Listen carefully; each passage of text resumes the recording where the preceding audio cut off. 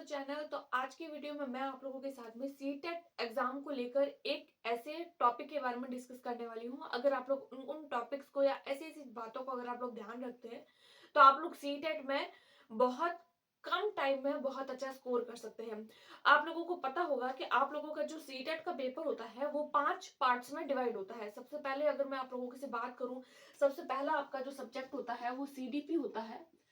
अगर मैं paper one की बात करूं तो पेपर वन की अगर हम लोग बात करते हैं तो सबसे पहला आपका जो सब्जेक्ट आता है वो सीडीपी आता है। अगर सेकंड सब्जेक्ट की बात करूं तो आप लोगों को मैथ्स देखने को मिलेगा पेपर वन में। अगर हम बात करें नेक्स्ट सब्जेक्ट की तो आप लोगों को ईवीएस, और उसके साथ साथ में आप लोगों को हिंदी और इंग्लिश या फिर लैंग्वेज वाला पोर्शन, या फिर तो आप लोगों ने हिंदी लैंग्वेज लिया होगा या फिर आप लोगों ने इंग्लिश लैंग्वेज लिया होगा। तो इस तरीके से आप लोगों को 5 सब्जेक्ट जो है वो पेपर वन में देखने को मिल जाएगी। 5 सब्जेक्ट आप लोगों को पेपर वन में देखने को मिलेंगे। उसके अलावा अगर मैं बात करूं पेपर टू की तो देखिए पेपर टू में आप लोगों को कौन कौन से सब्जेक्ट देखने को मिलेंगे। पेपर टू में फर्स्ट आप लोगों को देखने को मिलेगा सीडीपी सब्जेक्ट। दूसरा आप लोगों को देखने को मिलेगा, अगर आप लोगों ने साइंस और मैथ्स यानी कि अगर आप लोगों ने बीएससी कर रखा है तो आप लोगों को साइंस मैथ्स वाला पोर्शन सॉल्व करना है, साइंस और मैथ्स वाला पोर्शन। और अगर आप लोगों ने बीएससी या फिर बीकॉम कर बीए और बीकॉम कर रखा है तो आप लोगों को जो है वो एसएसटी वाला पोर्शन सॉल्व करना होगा। उसके अलावा हम लोग बात करें लैंग्वेज की तो आप लोगों के पास में लैंग्वेज हिंदी और इंग्लिश, हिंदी और इंग्लिश। तो इस तरीके से 5-5 सब्जेक्ट जो होते हैं वो आप लोगों को पेपर वन पेपर टू दोनों में देखने को मिल जाते हैं। अब मैं बात करूं कि ये सारे सब्जेक्ट्स आप लोग किस तरीके से प्रिपेयर कर रहे हैं, वो सब बातें तो ठीक है कि आपको समझ आ रही है कि आप लोग सीडीपी कहाँ से कर रहे हैं, मैथ्स कहाँ से कर रहे हैं, ईवीएस, हिंदी, इंग्लिश। आज की वीडियो में मैं मेनली आप लोगों के साथ में डिस्कस करने वाली हूँ कि आप लोग अपने लैंग्वेज वाले पोर्शन को किस तरीके से प्रिपेयर कर सकते हैं। देखिए हमारा जो सीटेट का फॉर्म होता है, जब हम सीटेट का फॉर्म फिल करते हैं तो हम लोगों को जो है वो बहुत सारी लैंग्वेजेस देखने को मिलती है। लेकिन अगर मैं मेरी बात करूं तो मैंने मेरे एग्जाम के टाइम पे एज अ फर्स्ट लैंग्वेज जो है वो एज अ फर्स्ट लैंग्वेज जो है वो मैंने हिंदी चूज किया था, और सेकंड लैंग्वेज तो जो था वो मेरा इंग्लिश था। मैंने भी पेपर वन पेपर टू दोनों दिए थे, और मेरी क्या स्ट्रेटेजी थी अपने लैंग्वेज वाले पोर्शन को बूस्ट अप करने की कि मेरे बहुत ही अच्छे मार्क आए थे और मैंने भी बहुत कम पढ़ाई की थी। मैंने अभी मेरे प्रिपरेशन के टाइम पर कोई सीटेट के एग्जाम के टाइम पे मैंने ज्यादा प्रिपरेशन नहीं करी थी। अब मैं बात करूं मेनली पेपर वन की पेपर टू की और लैंग्वेज वाले पोर्शन की, कि आप अपने लैंग्वेज वाले पोर्शन को किस तरीके से स्कोर कर सकते हैं कम टाइम में। देखिए हम लोग क्या करते हैं, जब हम कोई भी कॉम्पिटिटिव एग्जाम देते हैं और जब हम लोगों की बारी आती है हिंदी या इंग्लिश, देखिए आप लोगों ने हो सकता है किसी ने संस्कृत लैंग्वेज ली हो, किसी ने उर्दू लैंग्वेज ली हो, किसी ने गुजराती ली हो, किसी ने पंजाबी, क्योंकि सीटेट के एग्जाम में हम लोगों को बहुत सारी लैंग्वेजेस मिलती है। लेकिन जनरली हम लोग बात कर रहे हैं हिंदी इंग्लिश के लिए, लेकिन अगर आप लोगों ने कोई और भी लैंग्वेज भरी है तो आप उन सारी लैंग्वेजेस के लिए भी इन बातों का ध्यान रख सकते हैं, क्योंकि सारी की सारी जो लैंग्वेजेस होती है उसमें पैटर्न जो होता है वो सेम ही होता है। सबसे पहले अगर मैं बात करूं फर्स्ट लैंग्वेज की, मान लीजिए मैं अगर बात करूं फर्स्ट लैंग्वेज की, मान लो मैंने जो फर्स्ट लैंग्वेज वो हिंदी हिंदी भरा है। हिंदी में हम लोगों को इसमें क्या पैटर्न, पेपर का क्या पैटर्न रहता है हमारे हिंदी के लिए, तो देखिए ये जो पोर्शन होता है ये दो पार्ट्स में डिवाइड रहता है। सबसे पहला जो आप लोगों को पार्ट देखने को मिलेगा वो आपको लोगों को देखने को मिलेगा कंटेंट में, और दूसरा जो पोर्शन होता है वो आप लोगों को देखने को मिलेगा पैडागॉजी में।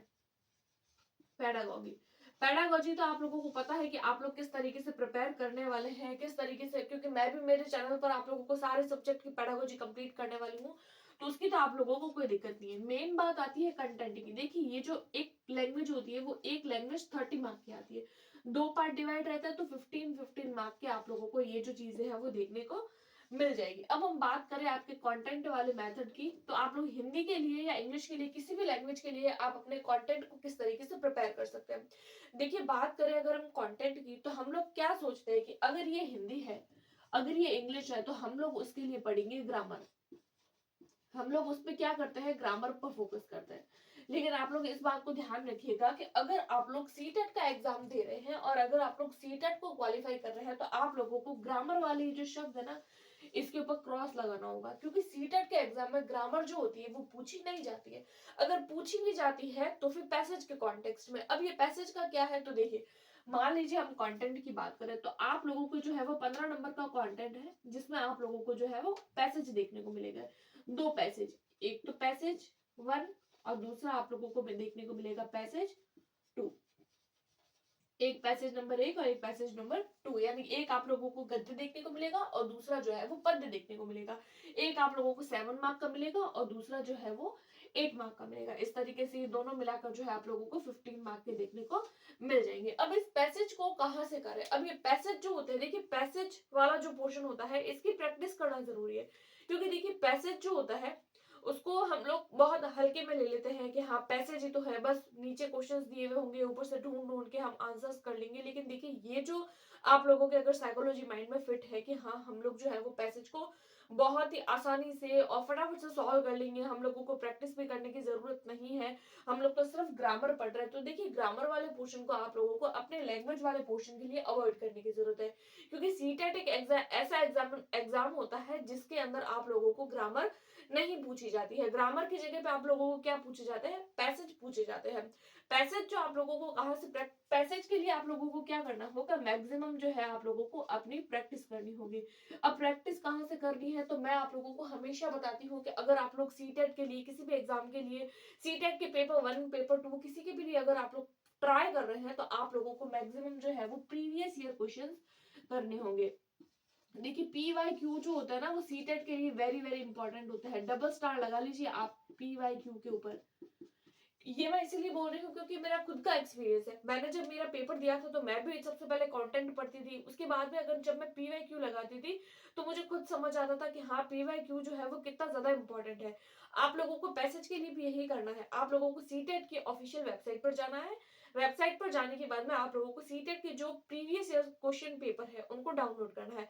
आप लोग डेली का एक पेपर, लैंग्वेज 1 के लिए भी एक एक पैसेज सॉल्व करिए और लैंग्वेज 2 के लिए भी एक पैसेज, यानी कि दिन में आप लोगों को 2 पैसेज सॉल्व करना है।